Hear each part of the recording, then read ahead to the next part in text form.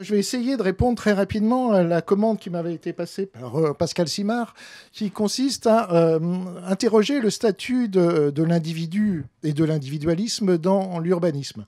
Je suis un historien de l'urbanisme. J'essaye même aussi de faire un peu d'épistémologie de l'urbanisme. Et la question de l'individu me préoccupe depuis pas mal de temps, notamment parce que je crois que il y a une dimension contradictoire, voire un véritable antagonisme entre la culture urbanistique et puis la question individuelle.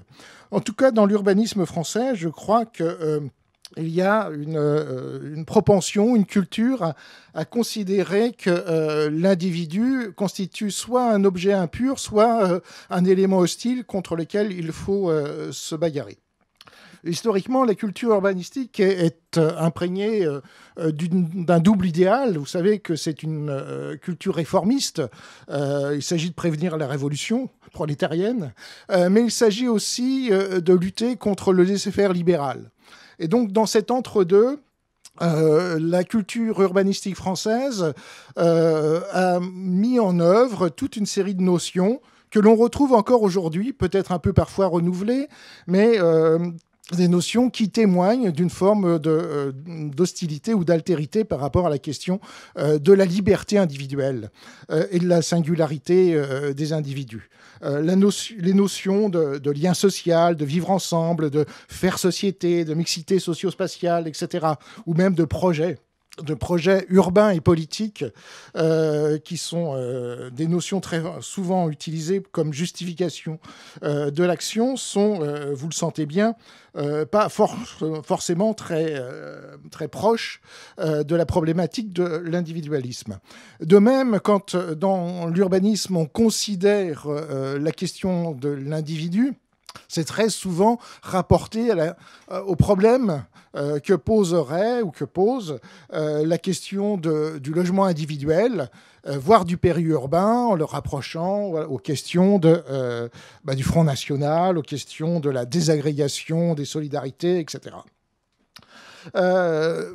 Malgré tout, je pense que la question de l'individu se pose à nous sans que l'on puisse vraiment la contourner. On ruse avec, et si j'étais un petit peu provocateur, je dirais que jusqu'à maintenant, ce que j'ai entendu consiste assez souvent à ruser avec la question de l'individualisme. Quand vous parlez du projet collectif, quand vous parlez de la concertation, de la participation, etc., je pense que c'est une façon de rabattre l'individualisme sur le groupe, sur des modalités d'agglomération, et ça ne tient pas d'agglomération sociale, enfin d'agrégat social, et ça ne tient pas vraiment compte des forces, notamment centrifuges, qui sont inhérentes à la question de l'individu contemporain. Alors, si vous voulez, je pense que cette question de l'individualisme se pose à nous, urbanistes. Je suis architecte urbaniste en chef de l'État. C'est mon statut, mon rôle. C'est ce qui me permet de vivre. Mais en tant que chercheur et enseignant, je suis un peu en position de recul. Et il me semble que nous devons nous confronter aujourd'hui à la radicalité de la question de l'individualisme, notamment parce que ce qui constituait le corpus doctrinal, le corpus de savoir et de savoir-faire de l'urbanisme traditionnel est très largement basé sur l'idée que l'on va faire société, on va construire de la société. Or, l'idée même de société est en train de devenir très incertaine. Vous savez, dans un de ses ouvrages récents, François Dubay commence par cette formule proustienne. Il dit « Longtemps, j'ai cru vivre en société ». Ce qui veut dire que, oui, qu'en est-il de la société aujourd'hui ? C'est une question ouverte. Donc, si on tient compte du fait que la société, pensée comme une hypostase, pour reprendre ce terme que l'on doit à Durkheim, donc comme une entité qui existerait en soi, la société qui préexiste et qui prévaut sur les individus, je cite toujours Durkheim. Donc si on tient compte du fait que la figure de la société, qui était le destinataire de l'action publique, est en train de s'évanouir, de s'effriter, je ne sais pas comment dire. Qu'est-ce que l'on peut faire? Quels sont les destinataires de l'action publique urbaine? Pour qui travaillons-nous? Au nom de quoi peut-on aménager? Autrement dit, est-ce qu'il est possible de concevoir un urbanisme qui ne soit pas inscrit dans une pensée déterministe, balistique, projective et normative? Alors, si vous voulez, on peut déterminer un tout petit peu, enfin préciser un tout petit peu ce qu'il s'agit. Une pensée déterministe, c'est une pensée qui considère qu'il y a des facteurs explicatifs. Et si on maîtrise les facteurs explicatifs, notamment de la vie urbaine, eh bien, on a le moyen d'agir sur la vie urbaine, puisqu'on peut connaître les paramètres et influer sur eux. Une pensée balistique, une action balistique, c'est une action qui procède du calcul, où l'on vise des objectifs. Et ces objectifs sont atteignables par le raffinement des calculs et par l'ensemble de la maîtrise des connaissances sur le réel. Alors tout ça au nom d'une démarche projective, c'est-à-dire qu'on se projette dans le futur et puis on définit quels sont les objectifs à atteindre.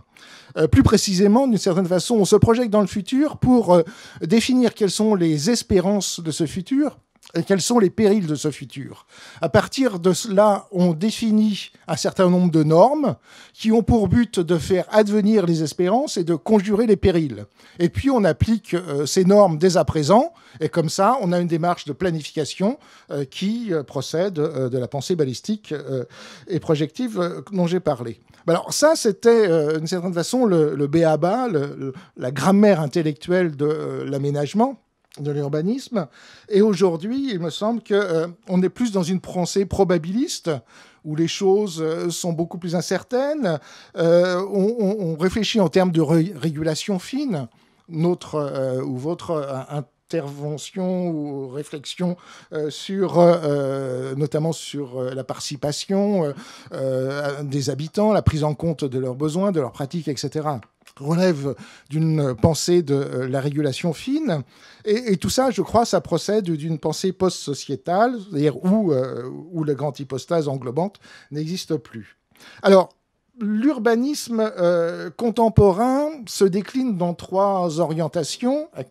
Est-ce que ces 3 orientations sont exclues des travers qui était le propre de l'urbanisme antérieur? Les 3 orientations actuelles, je pense que c'est l'urbanisme du projet métropolitain. Il s'agit, d'une certaine façon, de remplacer l'ouvriérisme des années 60 qui servait à calibrer les projets urbains, l'ouvrier qualifié de la grande industrie constituant l'avenir espéré pour l'ensemble de la population française. Avec ça, on a produit la grille du pont, l'urbanisme des grands ensembles, etc., le zonage. Aujourd'hui, on est plus passé peut-être à un cadrisme, voire un cadrisme hédoniste, où d'une certaine façon, il s'agit d'attirer, de séduire des catégories sociales dominantes. Ça, c'est une des orientations de l'urbanisme actuel. La seconde orientation, c'est plus l'urbanisme de projet social de quartier. Alors, très longtemps, il y a eu une dichotomie entre le travail social local et puis l'urbanisme de promotion. Avec la rénovation urbaine, les deux se sont réunis, mais il reste malgré tout toute une rhétorique et toute une pratique, un ensemble de pratiques qui parlent de l'insertion, de la pacification des rapports sociaux en impliquant les habitants, notamment dans des mouvements associatifs, etc. Et puis, il y a un 3e horizon pour l'urbanisme actuel, c'est l'urbanisme écologique, mais ça reste très largement une incantation parce qu'en fait, on a beaucoup de mal à définir à la fois l'échelle spatiale et l'échelle temporelle de sa pertinence et de son efficacité. Alors, bon... Les critiques que l'on avait habituellement adressées à l'urbanisme sociétal et qui sont sans doute reproductibles pour l'urbanisme actuel, c'est des critiques relatives à son réductionnisme. C'est-à-dire qu'on a l'habitude, quand on est urbaniste ou sociologue ou programmiste, on a l'habitude de réduire des besoins, la variété, le chatoiement du réel, dans des catégories englobantes. Très souvent, les ethnologues insistent sur le fait que ça procède assez largement d'une forme d'ethnocentrisme dans la mesure où les catégories englobantes sont assez fortement référées à sa propre expérience de la ville. Et puis, ça procède aussi d'une forme de pensée spatialiste dans la mesure où, derrière ce type de procédure intellectuelle et pratique, eh bien, il y a le postulat selon lequel l'espace physique, l'espace bâti, est un inducteur du social. Alors, est-ce qu'il est possible de penser un urbanisme post-sociétal qui soit exempt de ces critiques ? À condition qu'un urbanisme post-sociétal soit à la fois concevable et légitime. Alors, je crois que pour réfléchir à ça, il faut faire appel à des sciences sociales qui soient ni marxiennes, ni bourdieusiennes, ni durkheimiennes, qui sont les trois tendances qui ont imprégné très profondément la sociologie urbaine française. Et ces orientations que nous proposent des sociologies d'inspiration anglo-saxonne, voire même belge ou hollandaise, ces orientations qui insistent beaucoup sur le fait que l'espace n'est pas à concevoir, l'espace urbain n'est pas à concevoir sur un seul mode, sur le mode de la participation des habitants à la ville, le droit à la ville, etc. Mais c'est aussi à concevoir sur le mode du retrait. Complémentairement à l'engagement dans la ville, il y a des besoins, des aspirations des citadins au retrait, au quant à soi, à la soustraction par rapport à la vie sociale.